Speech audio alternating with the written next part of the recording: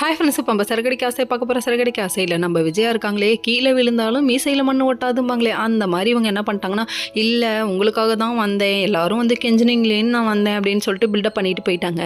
ஆனாலும் நம்ம ரோகிணியோட மனசுக்குள்ள ஒரு கேள்வி என்னன்னு பார்க்குறீங்களா, இல்லையே நம்ம அத்தை அப்படியாப்பட்டவங்க இல்லையேன்னு சொல்லிட்டு ரொம்ப யோசிக்கிறாங்க. கரெக்டு தாங்க, பெத்த பிள்ளைங்களே கண்டுபிடிக்காத இந்த விஷயத்த நம்ம ரோகிணி கண்டுபிடிச்சிருக்காங்கன்னா சும்மாவா அப்படிங்கிற மாதிரி ஆயிடுச்சுங்க.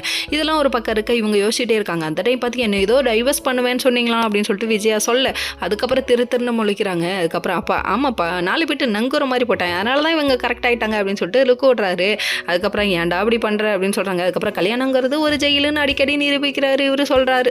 சொல்ல அவங்கவுங்க பொண்டாட்டி அவங்களாம் முறைக்கிறாங்க, காதை திருக அங்கே பண்ண இதை பண்ண, ஐயோ இவங்க எலும்பு தாங்க முடியல, ஒரே வீட்டுக்குள்ளே இப்படி கும்மி அடிக்கிறாங்க அப்படிங்கிற மாதிரி. அதுக்கப்புறம் நம்ம ரோகிணி பார்க்குற வேலை தான் ஹைலைட்டுங்க. இதை எப்படியாவது தெரிஞ்சுக்கணும்னு பார்வதி ஆண்டி வீட்டுக்கு போய் மசாஜ் பண்ணி விட்றாங்களாமா. மசாஜ் பண்ணி விட்டுகிட்டே இருக்கும்போது பேச்சு வாக்கில் போட்டு வாங்குறாங்க. இது எப்படி இருக்குது, காற்று வாக்கில் 2 காதல்ங்கிற மாதிரி இல்லை, பேச்சு வாக்கில் போட்டு வாங்குறாங்க. இவங்க போட்டு வாங்குறது தெரியாமல் அந்த பைக்கு வளர பார்க்குது. கடைசியில் பார்த்தா உசாரு ஐயா உசாரு அப்படின்னு சொல்லிட்டு இதுவே யோசிக்க ஆரம்பிச்சிருச்சு. அதுக்கப்புறம் என்னதான் நீ உசாராக இருந்தாலும் உன் வாயை பிடிங்கிடுவேன்னு சொல்லிட்டு மசாஜ் பண்ணி விட்டு, அதுக்கப்புறம் விஜயாவை பற்றி புகழ்ந்து பேசுகிற மாதிரி பேச, அவன் எங்கே மயங்கினா காசுக்காக மயங்கினான்னு சொல்ல, அதுக்கப்புறம் கேட்டு வாங்க, அதுக்கப்புறம் போட்டு உடச்சிருச்சுங்க உண்மையை. அதுக்கப்புறம் யார்ட்டையும் சொல்லிடாங்க சொல்கிறாங்க. சொல்லிகிட்டே இருக்கும் போது, எங்கள் அத்தை இப்படி பண்ணிட்டாங்களா, காசுக்காகலாம் இப்படி பண்ணுவாங்களா, ஆமாம் தெரியவே தெரியாது தான், நீ ஏன் அந்த வேலையை தான் பார்ப்பா, இதில் உங்கள் அத்தை வேறு அந்த வேலையை பார்க்குறாங்களான்னு ஷாக் ஆகிறியா, ஷாக்கா குறை அப்படிங்கிற மாதிரி இருந்துச்சு.